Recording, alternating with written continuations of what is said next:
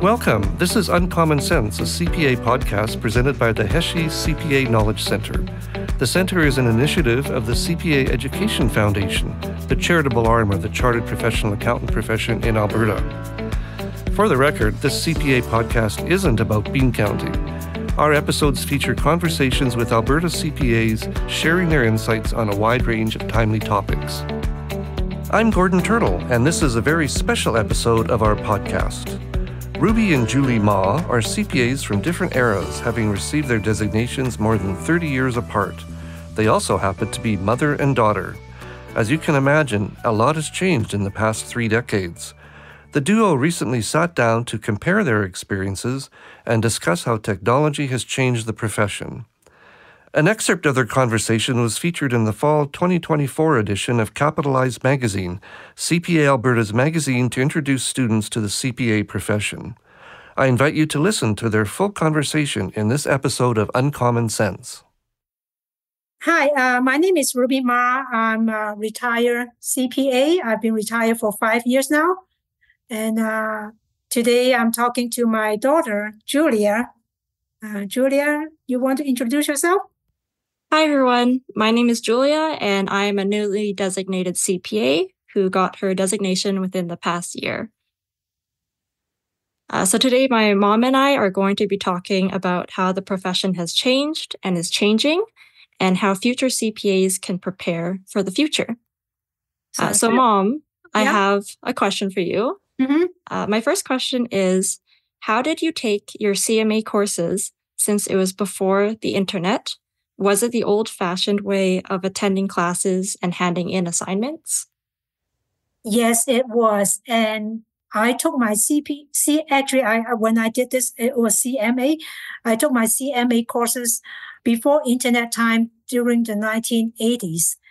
And we had to go to classes. Doesn't matter whether it's minus 30, you still have to go because those classes I remember were running for maybe 10 weeks or something. So if you miss 1 week, it's a big deal.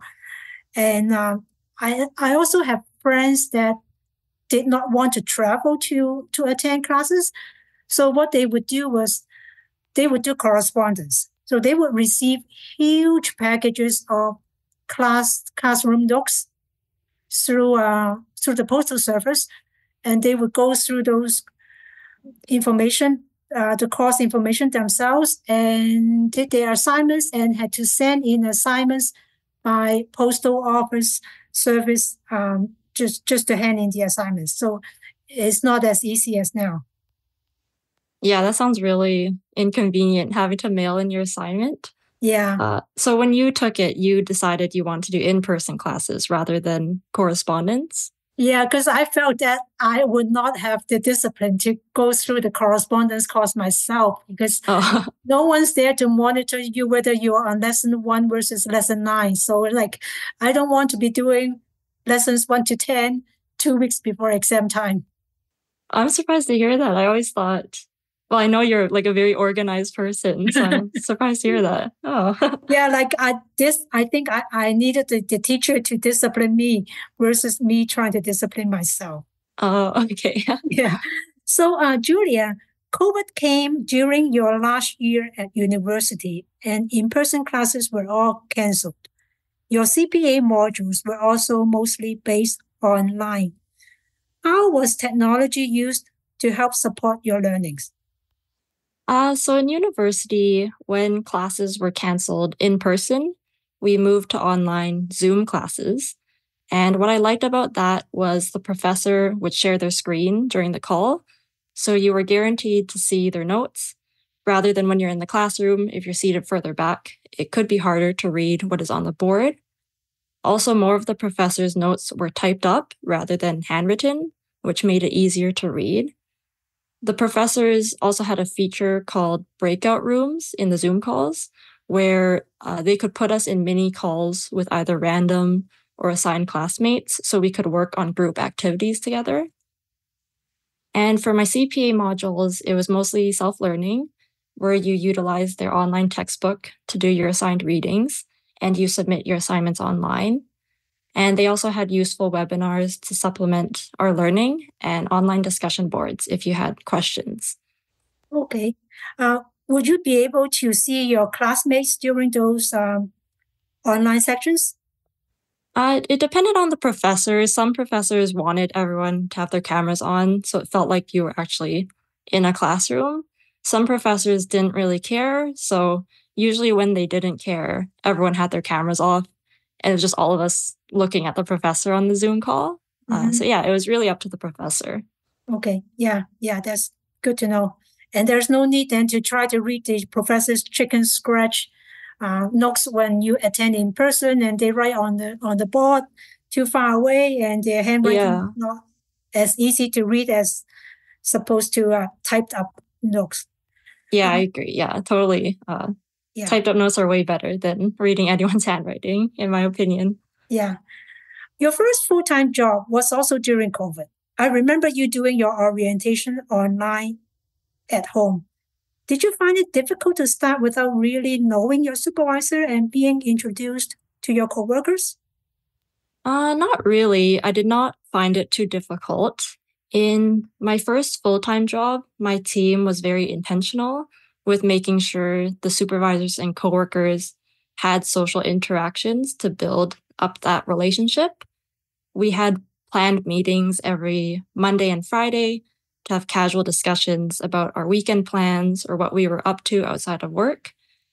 However, when I did eventually meet my coworkers in person, it felt easier to have a friendly, casual conversation with them because it felt more natural.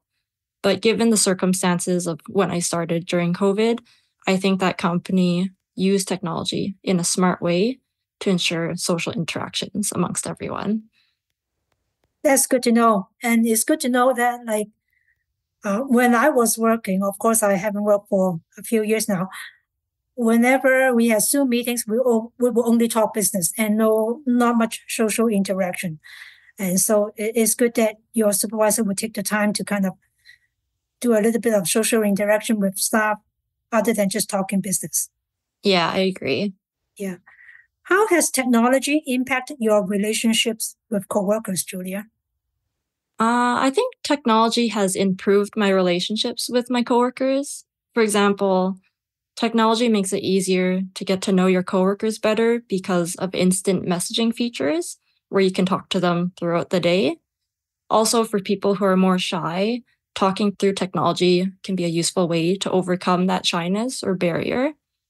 On the other hand, there are some people who I've communicated with a lot over email, and I would not recognize them if I saw them in the elevator because I've never had that face-to-face interaction with them and have not had the opportunity to put a face to a name.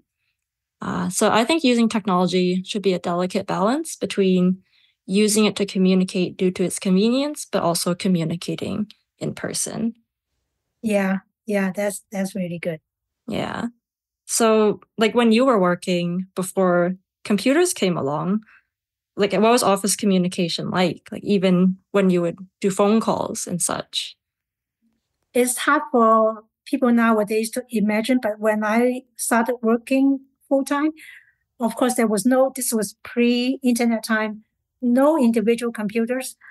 Everyone has like a telephone and a calculator at their desk. And we're not talking the small little calculator. Everyone had those big calculators with big numbers and a row of tape in it. And I don't think you see those very much anymore. I've seen a couple in the older staff's office, but yeah, they're gigantic. They look like cash registers almost. They are gigantic, yes. So everyone would have like a telephone and a calculator, and we did not have our own individual computer. So when we wanted to use a computer, we were using at the time, I think we were using something called Lotus 123. This was pre-Excel. So Lotus 123 was able to handle, not as much as Excel, of course, but a bit of the functions that Excel can do now. But we had to sign up to use a shared computer. So there would be a sign-up sheet with time slots. So if I want to use it Monday 2 to 3 p.m., you go and sign up on this piece of paper. And when the time comes, you wheel the computer to your desk and work on it. So yeah, it wasn't as easy. Everything was taking longer. And Yeah, whenever that sounds. it comes to even taking a telephone call, so if your neighbor's phone was ringing, you would go quickly to your neighbor's desk, assuming the neighbor's not there. You would go to your neighbor's desk and pick up the phone and say, oh, this is so-and-so's desk, and try to take a message. And you would write the message down on some sort of a telephone kind of messaging pad and leave that piece of paper on your neighbor's desk so that when they come back, they can return the phone call. That sounds like really inconvenient. Oh, that was before voicemail time too, so there was no voicemail. So then when the phone would ring, if no one picked it up for their coworker, does it just keep ringing or does it just cut out at the end? I think after so many rings, it would cut out. Like it would be very annoying. So it's like someone always go and pick it up. Yeah. Okay. And that's interesting. You had to reserve a computer. Like, did you have to fight a lot for computer time? Like, was everyone trying to use the computer all the time? Well, I think it might have been like one computer for like maybe every, I would say 5 to 6 people. So it's not like you have to share that with like 20 people. Oh, okay. It was manageable at the time. So then when computers did come along, was it like just one day everyone suddenly had computers, or was it like gradually, slowly, like each person started getting their own computer over time? It was gradual. Like I remember when I first started working, I was in some sort of an area called general accounting, and we had to share computers. And then later on, I moved to the financial reporting area. And of course, when you do financial reporting, you need your spreadsheets all the time. So we had our own. And so the financial reporting staff had their own computer. And then slowly, I think everyone started to have their own computer. So it was a tiny bit gradual. Oh, okay. And like, I know for myself, I grew up with computers, so I didn't really have to like learn. I guess I learned through my childhood how to use a computer. Yeah. But did you have to take like lessons or classes on how to use a computer and its programs? Yes, the company was really good. Like you don't just give a person a computer and hey, here it is, here you go. And yeah, we had like sessions to learn how to use different things on the computer, like even Windows and whatnot. So yeah, there were many learning sessions. Okay, that's good to hear. So with the rise of technology, like how did that impact your work? For example, how did you make payments to vendors before computers came along? Well, so the accounts payable staff, they did not have their own individual computer to do Lotus 1, 2, 3, but they had something that's connected to a mainframe computer of the company. So they were able to like enter invoices received from vendors manually into the system. And then you would run checks and whatnot, and you would issue checks, and checks would go through postal service to get to the vendors. So it would, from the time you issue checks to the time the vendors get their payment, including postal service time, is easily like a week to 10 days before they actually get the payment. And later on, when technology came along, and this is like many, many years later, of course, vendors would scan their invoices into our company system. And with the software that the company was using, the software would use something called optical recognition to pick up information on the invoice, such as date, invoice number, the vendor name, amount, what it was for. And so the staff would not have to retype this into the computer. The staff had just to verify information on the system. And of course, later on, we were also not just doing checks, we would encourage vendors to sign up for wire payment with the company. So when a wire was like, they would know ahead of time when their payment would come. And once the wire goes, the money is in the bank, in their bank, like instantaneously. So automation make a lot of things easier for both sides. Oh, okay. Yeah, like in my company, we still send out paper checks as well. So if you have to like time it properly with when it's due, but we do use wires as well, which I think is more convenient. So yeah, that's interesting. Yeah, because How it's changed.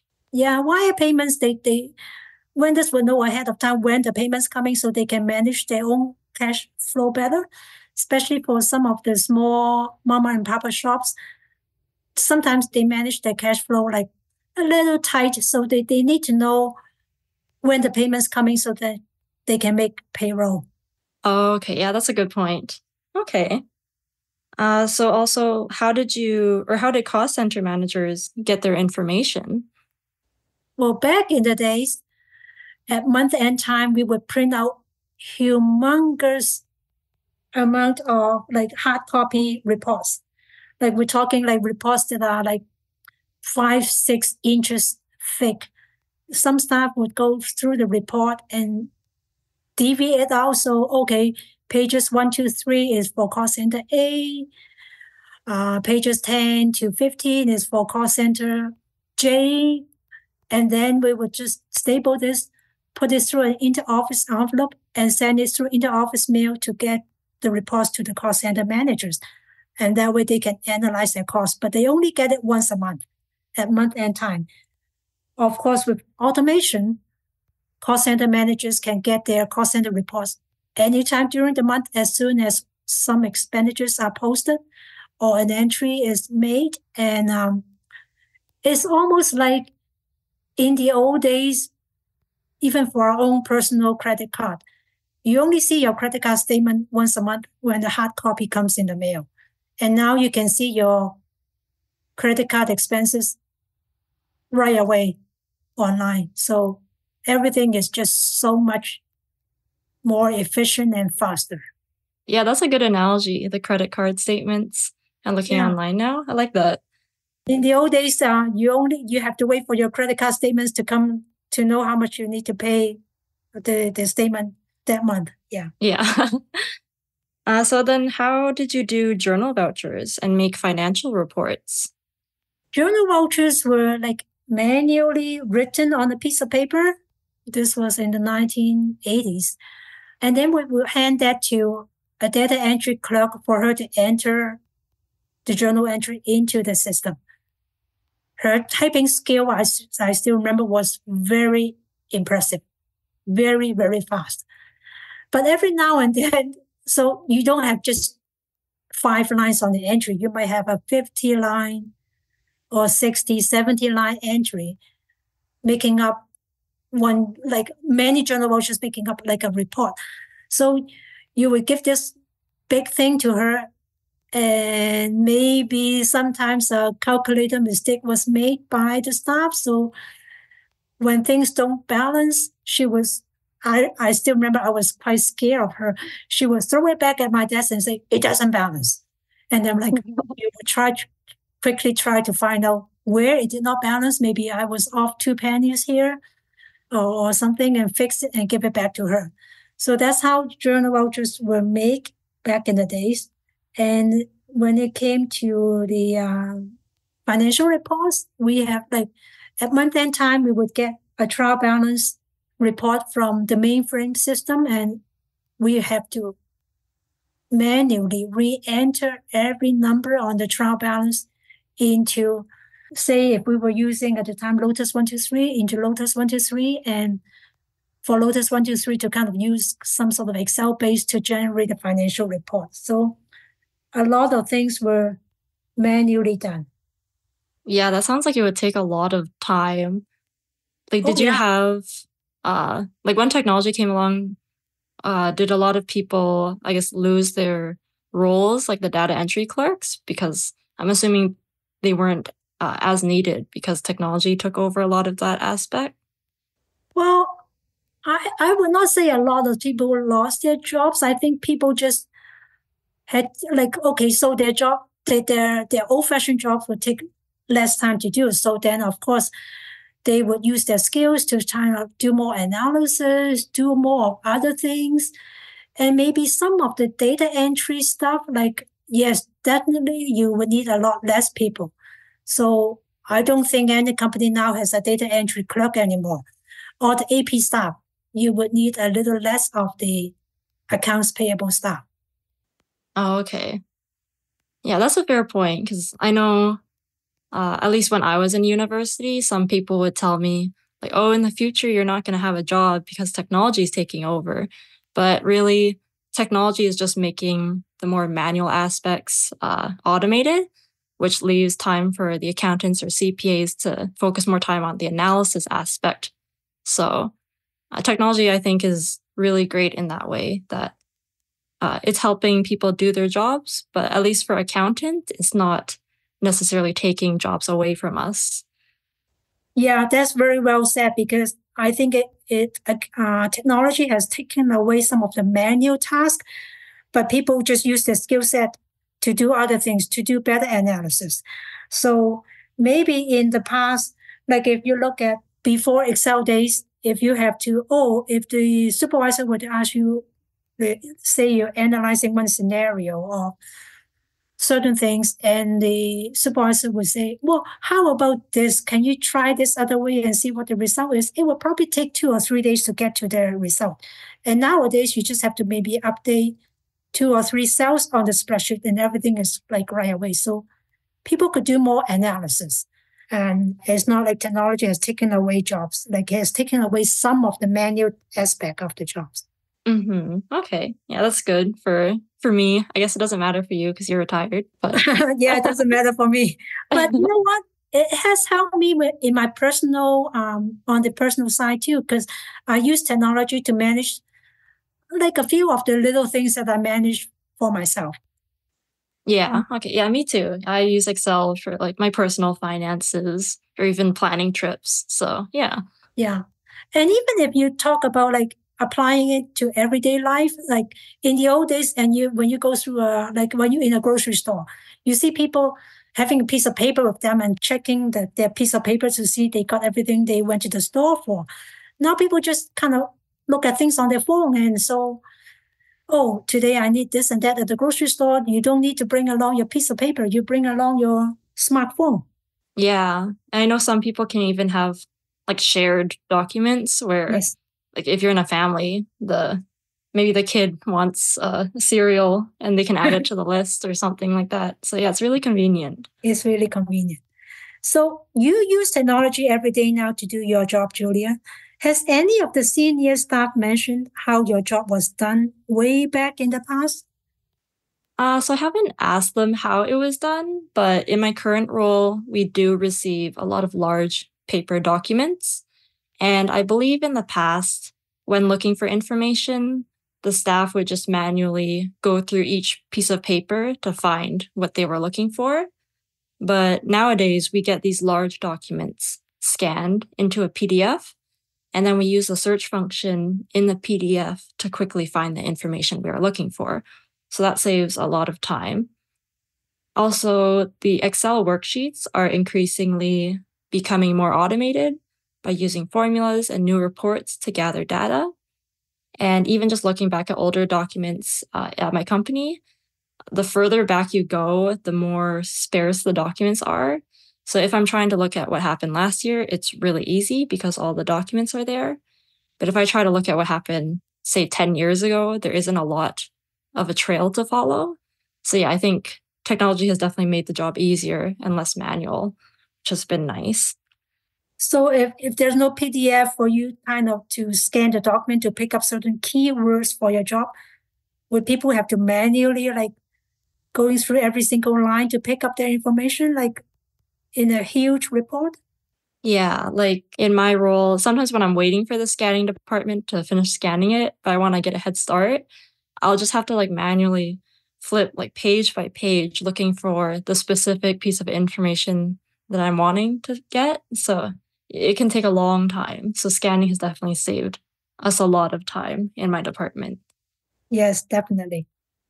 So along with like getting things scanned and just being good at using PDF and searching through it, I think being able to use technology is very important.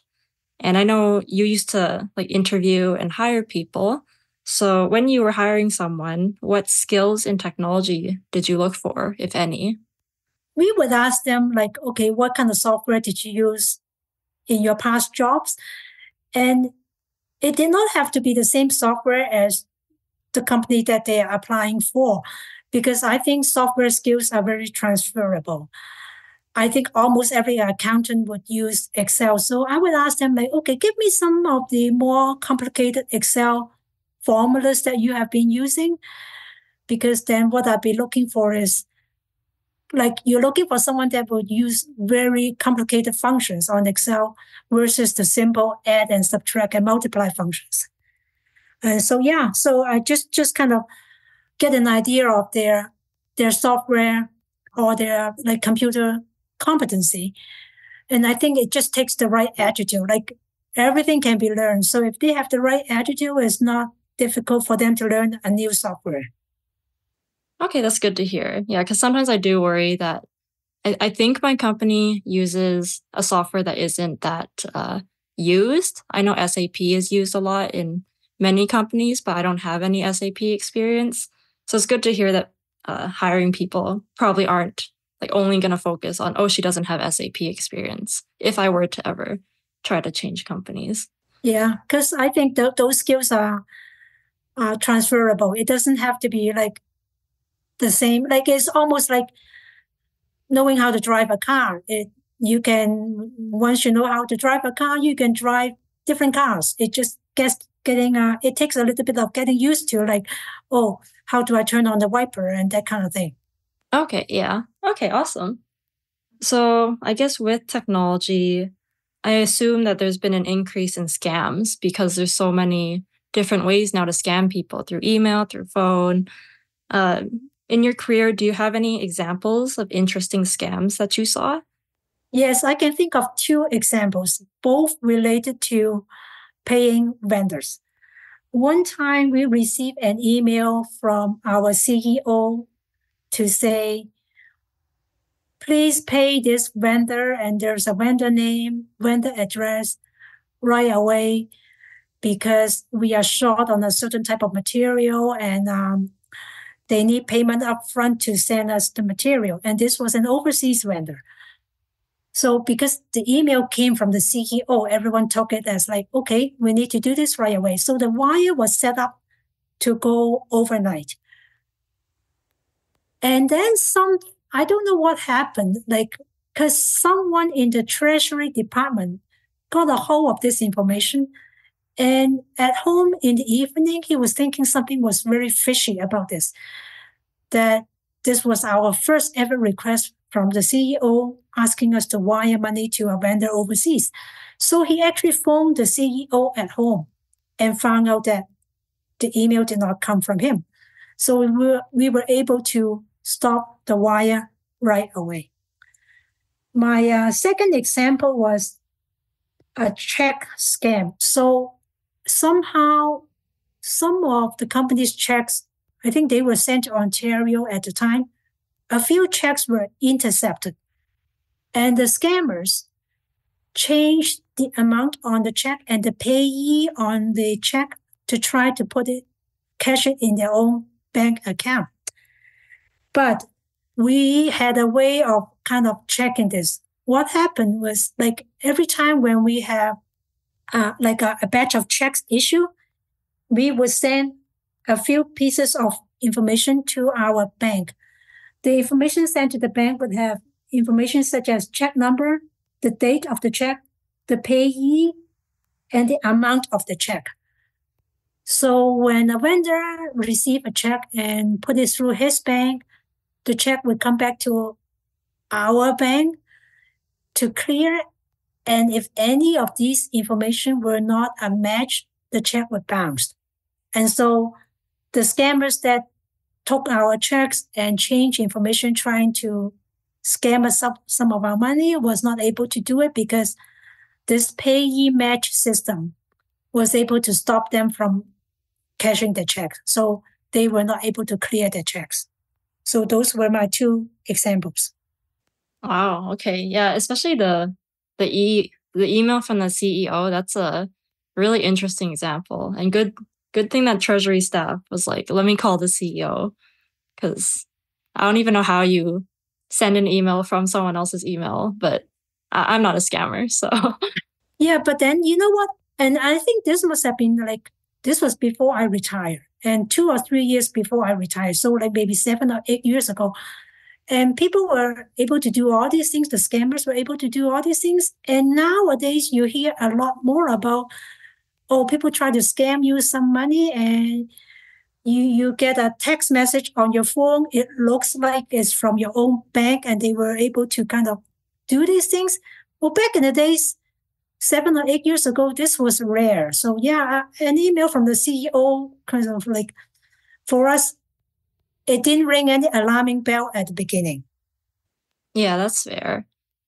Like they're always coming up with new ways to scam people. Even in my company, every few months, the IT team will send out modules to the staff to take. And those modules will be like new scams that are up and coming and how to be able to recognize them and avoid them. So yeah, always new ways with technology to scam people, unfortunately. Yeah, and they are getting smarter and smarter, the scammers. So yeah, hopefully one of these days, the technology could be a little bit ahead of them, but sometimes they win. The scammers have been winning the war sometimes too. Yeah, unfortunately. Mm-hmm. So I have one more question for you. Mm-hmm. What advice would you give someone who is in accounting or interested in pursuing it? So I know for some people, when they first start taking courses, they find everything so overwhelming. And maybe when they start the first job, they just find it overwhelming. I would just say hang in there. Accounting is a very respected profession and very rewarding for me. So hang in there, it will get better. That would be my advice. Okay, I like that. Yeah, I would. And just do not give up, because things will only get better. Mm-hmm. Yeah, I would say, accounting can be difficult, but if you put in the hours to learn it, you will eventually get it, because at the end of the day, for the most part, you're working with numbers. So there's always like steps that you can take. It's a very logical profession. Yes. Yeah, that's really good. Yeah, it's a very logical profession. So it's not like you're dealing with emotions. You're just dealing with numbers. Yeah, it's very black or white. I think that concludes our questions, Julia. Yeah, I don't have any more questions for you. Thank you for doing this podcast with me, or this discussion. We've never really talked about accounting, I guess. So it's interesting to hear about what it was like back then. Yeah. We don't really talk about accounting at home because we have non-accountants at home, and they would probably not want to listen to this regularly. Yeah. A big thank you to Ruby and Julia Mah for their interesting conversation. Today's episode, featuring mother and daughter CPAs, was produced in partnership with CPA Alberta's Capitalize magazine. CPAs on CPAs is a regular feature story in the magazine where CPAs interview other CPAs on a variety of topics. A special thank you to Sarah Malodzinski, editor of Capitalize, for making this episode possible. You can find a digital version of the magazine on the CPA Alberta website at cpaalberta.ca/capitalize. The Uncommon Sense podcast is presented by the CPA Education Foundation and funded by the Heshi CPA Knowledge Center. The Knowledge Center was created through a generous donation to the CPA Education Foundation by the late Brian Heshi. Brian was a distinguished Albertan, business leader, CPA, educator, and community builder. His generosity and commitment to education underpinned his good works across Alberta throughout his lifetime. We would like to acknowledge that the CPA Education Foundation offices are situated on the traditional Treaty 6 and Treaty 7 territories and Métis Nation homeland. The Foundation acknowledges that we reside on traditional and ancestral territories of many Indigenous, First Nations, Métis, and Inuit peoples. Their histories and culture influence our community to this day. The CPA Education Foundation is committed to helping build a province where Indigenous people and their voices and experiences are heard, valued, respected, and celebrated.